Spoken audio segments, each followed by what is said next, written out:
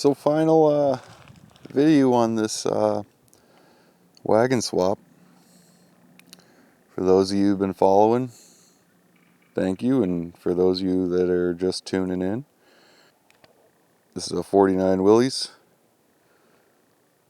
and I swapped the body onto an 06 Wrangler LJ. This wasn't your average chassis swap, though. I had an idea, or I wanted more new Jeep than old Jeep, and pretty much put this old Jeep on like an old sweater. And I'm pretty happy with the result. A project's never done, but I'm gonna call this as done as it's gonna be for a while. We still have some repairs to do.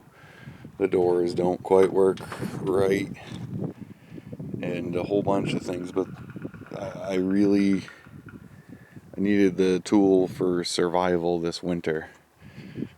That's kind of why it's chained up. We're just using it to run this gnarly road to places I gotta get. And this was definitely the tool for it. So I'm glad I skipped some steps just to get it moving. So we can start from the way we went about this. You can see it's a lot of new Jeep in here. Ended up keeping the seats. Found some spacers to rise it up a bit. Rise your bottom up a bit. Used the factory floor of most of the LJ. So all these mounts and stuff were the same. The four-wheel drive and the drive lever, I guess you'd call that. Boxed out some floor, and that's kind of where the Jeeps meet each other right there. Just welding these two things together, pretty much. It was a really simple way to go about a swap like this, in my opinion, because we get all the doodads and eventually all the features will be hooked back up, such as air conditioning and stuff like that, but we're getting there. And I'm really glad we did do this route, because when you get in it, it feels nice and sharp and newer, and it's kind of a weird thing sitting in this really nice comfy seat and then looking out and seeing all this old stuff. Of course, we ran into some issues that we'll have to figure out, like some clearancing issues, but man, it's so close. Like, I'm very happy with that. The dash was pretty tricky to get in there, though, I ain't gonna lie. It really helped centering everything, though. And the wiring, I mean, the way it was sitting, the Jeep would almost run without the body involved at all. So pretty much taking this thing down to a go-kart and then cutting this how I needed to cut it, or cutting the Willys how I needed to cut it, and sliding it on top of the go-kart was the theory, and boy, it worked. The fact that the newer Jeep doesn't require any interior wiring to run makes them so good for chassis swaps, and I've done it before, never quite like this with the whole welding two vehicles together thing, but would do again.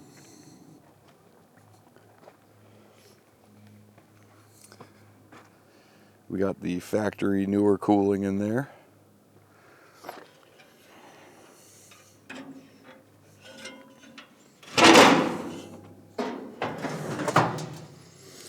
You can see the 4.0 sitting in there nice.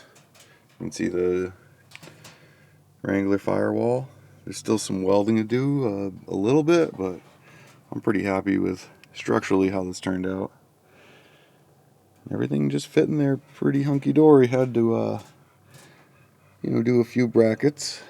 to get the ECU and this fuse box and the battery in there.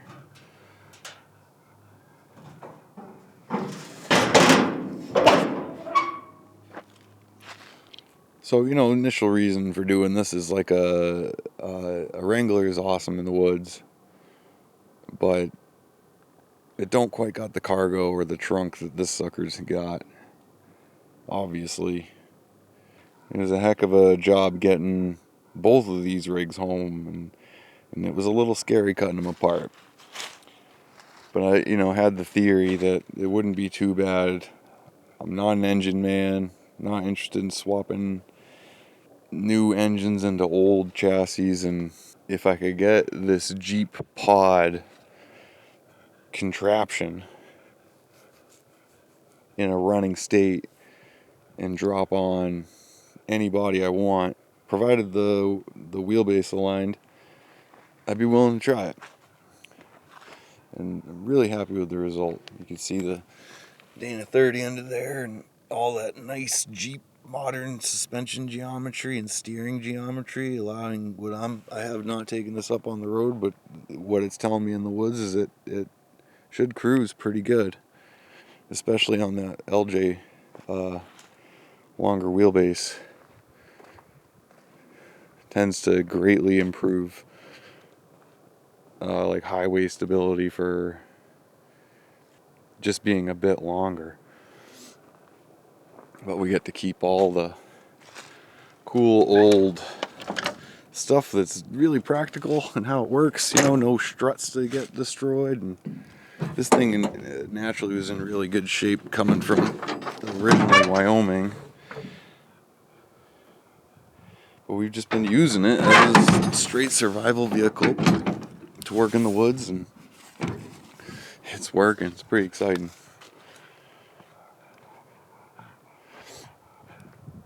Maybe we can bark it up for you.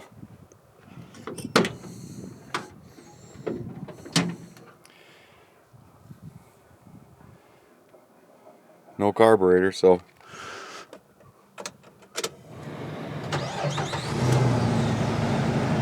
of course we got check engine light, need gas, and I'm not sure what's going on with that no fuse, but these are the details we'll be working out for years to come, I would assume. It's a smooth runner.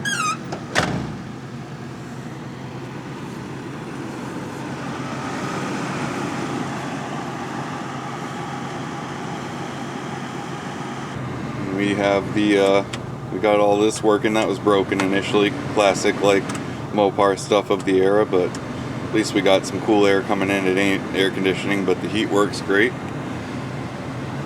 Some of the vents, I think through torching out that firewall, I put a couple holes because we don't have a tremendous amount of air coming out of these vents. It's all coming kind of out of the defrost side.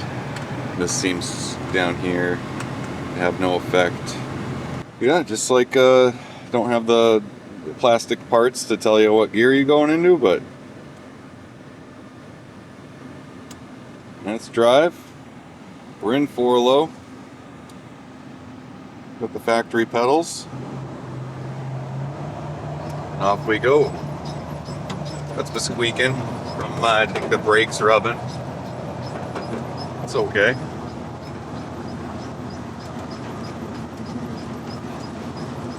But the thing's just been an absolute beast climbing this mountain. All the power of that 4.0. The auto's good. Really happy with it. It did fantastic getting the snow, just especially chained up. It just kept clawing.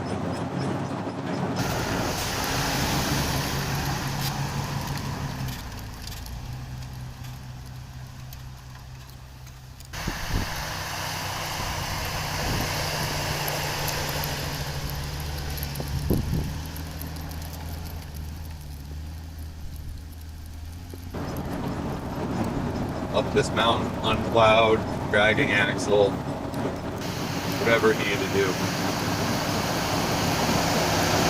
Started up no matter the temperature or weather.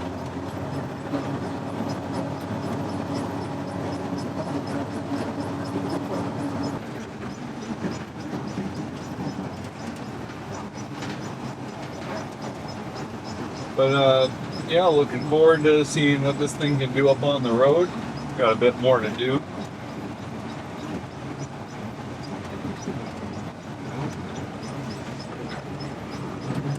I really like how it feels like it's nice and tight. It feels like you're driving a newer Jeep.